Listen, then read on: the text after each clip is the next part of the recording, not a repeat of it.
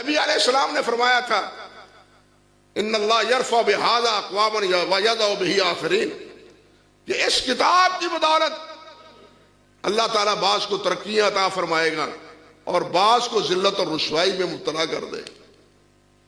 یہ جو نونہال ہمارے چھوٹے بیٹھے ہیں سفید لباس میں، ان کو اللہ ذوالجلال نے کتنی ترقیاں دی ہیں۔ یہ چھوٹا ہے، بچہ ہے، بالغ بھی نہیں ہے، قرآن کا حافظ ہے۔ آپ تراویحوں میں آگے کس کو کرتے ہیں؟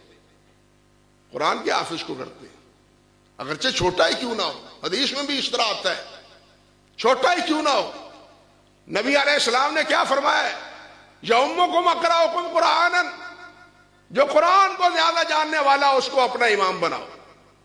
نبی علیہ السلام سے پوچھا گیا کہ ایو الصلاۃ افضل، نماز سب سے بہتر کیا کون سی ہے؟ فرمایا جس میں طول القنوت، جس میں قرآن زیادہ پڑھا جائے، جس میں قرآن زیادہ پڑھا جائے وہ نماز افضل ہے۔ قرآن مجید کا تعلق جس سے بھی وابستہ ہے وہ دوسروں سے ممتاز ہے بھائیوں، وہ دوسروں سے ممتاز ہے، دنیا میں بھی اور آخرت میں بھی۔ حتیٰ کہ آپ دیکھیں حدیث میں آتا ہے اللہ اکبر کبیرہ، ابھی کبھی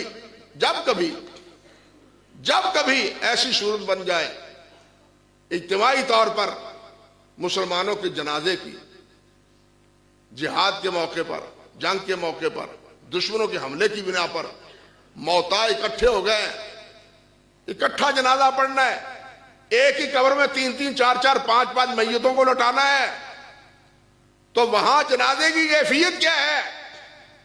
وہاں جنازے کی کیفیت یہ ہے کہ امام کے پاس سب سے پہلے اس کو رکھو جو قرآن کو زیادہ جاننے والا ہے، قرآن کو جاننے والا وہ امام اس کے ایمان کی براہ راست سب سے پہلے شہادت دیتا ہے۔ اللہ اکبر کبیرہ۔ اور جب تدفین کا موقع آئے تو سب سے عالم بالقرآن ان کو کہاں رکھو؟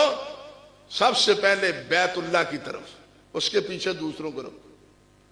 گویا یہ زندوں کا بھی امام ہے اور مردوں کا بھی امام ہے، سمجھے بات؟ یہ زندوں کا بھی امام ہے اور یہ موتا کا بھی امام ہے۔ موتا کے بھی سب سے پہلے اس کی میت کو رکھو، باقی دوسری میتوں کو رکھو۔